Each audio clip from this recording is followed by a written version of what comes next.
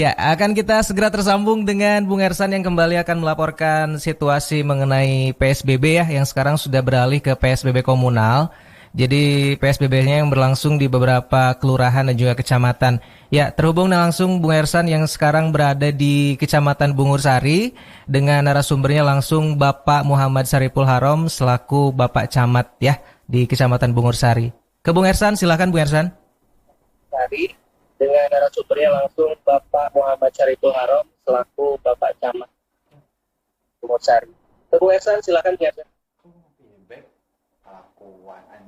Dan juga rekan Sandi di studio, selamat sore dan selamat menuju di kantor Kecamatan Bungur Sari. Kita bersama dengan Camat Bungur Sari untuk kita akan wawancara terkait masalah PSBB lokal. Seperti apakah komentar kita langsung dengan Pak Camat Bungur Sari? Assalamualaikum Pak Camat. Waalaikumsalam warahmatullahi wabarakatuh, Bung Ersan dan Bung Gino yang hadir pada kesempatan ini.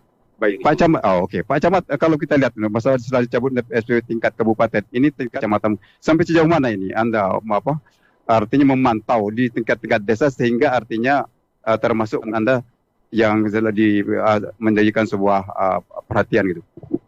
Terima kasih Bung Ersan. Assalamualaikum warahmatullahi wabarakatuh. Kesempatan ini juga saya terima kasih kepada Bung Ersan dan Bung Jinul yang hadir di Kecamatan Bungur Sari. Sekaligus juga dalam rangka mengkonfirmasi terkait dengan PSBB. Alhamdulillah pada saat di bulan Ramadan kemarin kita sudah masuk dalam zona merah sebetulnya pada saat itu, dan ada 6 kecamatan di Kabupaten Purwakarta yang diberlakukan PSBB-nya ya. Di antaranya juga Kecamatan Bungur Sari. Kemarin kita diperintahkan juga oleh Bupati Purwakarta untuk membuka dapur umum. Dapur umum itu kita buat nasi bok perharinya sekitar 500 nasi bok. Selesai kita laksanakan dari mulai tanggal 6 sampai dengan tanggal 19 kemarin. 4 hari menjelang pelaksanaan Idul Fitri. Kita distribusikan sesuai dengan kebijakan camat dan kebijakan kepala desa. Perintahnya seperti itu dan itu sudah kita terselesaikan. Alhamdulillah semuanya diberikan kepada mereka, warga masyarakat yang terdampar maupun yang terdampak. Termasuk juga keluarga penerima manfaat untuk kita berikan bantuan itu.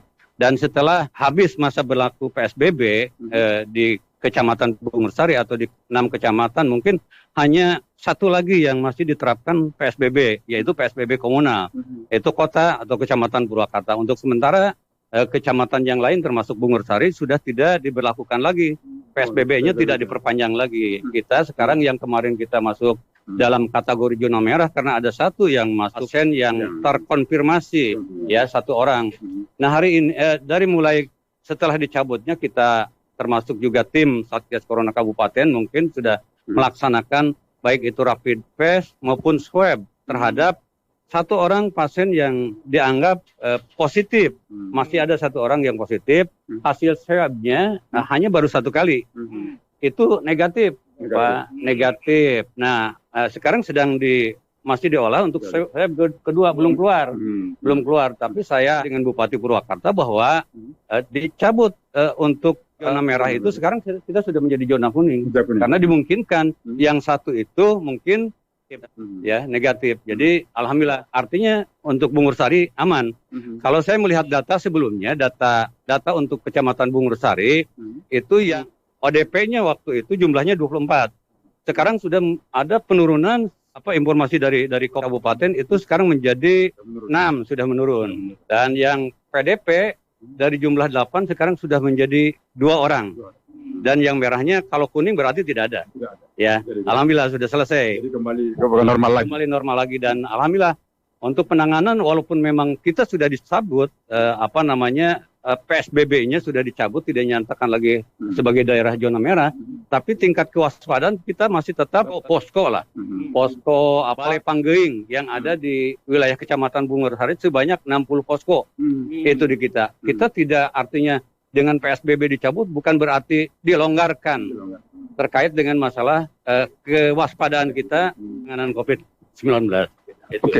Pak Camat, ini kan Bungur Sari termasuk salah satu wilayah yang menjadi transisi ya, artinya dari Jawa Tengah masuk Popo, kemudian yang juga dari kawasan industri BIC. Nah, antisipasi sejauh ini agar tidak ada kenaikan ODP maupun PDP tadi, apa yang sudah dilakukan oleh pihak Kecamatan Purwakarta? Karena pada saat diberlakukannya PSBB ada checkpoint, ya, ada checkpoint yang di wilayah Kecamatan Bungursari ada 3 checkpoint, satu GTO Cikopo, kedua GTO Sadang, dan satu lagi KBI, checkpoint KBI. Tapi setelah dicabut itu, artinya kita melaksanakan checkpoint lokal. Jadi kita tetap lanjutkan untuk kewaspadaan penanganan itu di masing-masing posko tadi, balai pangging di masing-masing RW. Tetap itu masih berjalan. Termasuk juga perumahan-perumahan sangat ketat. Silahkan Bang Jinul nanti kontrol, cek ke lapangan, ke perumahan, itu masih mereka militan untuk pengecekan, ya, screening dilakukan, suhu badan tetap, terus termasuk juga cuci tangan itu masih tetap dan jaga jarak. Apabila mereka masuk dengan 37 ke atas derajatnya, derajat suhu badannya, itu tidak boleh masuk. Tidak boleh masuk. Untuk masyarakat untuk mengantisipasi akan ada kenaikan lagi. Tadi balai pangging atau segala macam. Kemudian kan ada kerumunan di pasar, masjid. Nah, apa saran? Sampai hari ini saya sampaikan melalui Ketua MUI Kecamatan termasuk MUI Desa dan para kepala desa, tetap saya masih surat edaran Menteri Agama nomor 6 tahun 2020 itu belum dicabut. Ya, termasuk juga Pak surat keputusan bersama Bupati itu masih belum, masih tetap itu dilaksanakan. Artinya kita tidak berani untuk tidak mematuhi aturan itu. Tetap itu masih diterapkan. Dan untuk masjid-masjid kita sudah pasang spanduk-spanduk yang untuk tidak melakukan kegiatan dulu sholat di masjid. Tetap kita melaksanakan sholat berjamaah. Kita artinya tidak melarang kita sholat, tapi kerumunan yang dianggap suatu saat itu bisa membahayakan apabila ada jamaah yang di masjid itu yang terkena, akhirnya penularannya sangat cepat itu. Itu yang kita khawatirkan. Kalau misalnya masyarakat masih ngotot melaksanakan sholat berjamaah tadi, apa yang harus dilakukan oleh DKM tadi? Apakah dia juga harus menggunakan SOP? SOP kesehatan? Betul. Atau gimana? Kita himbau dan serukan kepada seluruh ketua DKM yang ada di desa-desa di Kecamatan Bungursari untuk tetap kita berlakukan protokol COVID-19 dengan jaga jarak, cuci tangan, menggunakan masker dan sebagainya. Itu kita terapkan. Tapi sepanjang ini di Kecamatan Bungursari, alhamdulillah warga masyarakat patuh terhadap itu. Jadi tidak ada yang lebay lah, yang memaksakan diri untuk melakukan itu. Karena kesadaran masyarakat sudah cukup bagus di Bungursari. Kemudian gini, COVID ini kan sudah berlangsung agak lumayan lama ya. Ekonomi kemudian mulai melorot nih. Apa antisipasi untuk dikhawatirkan ada tindak kejahatan yang lain?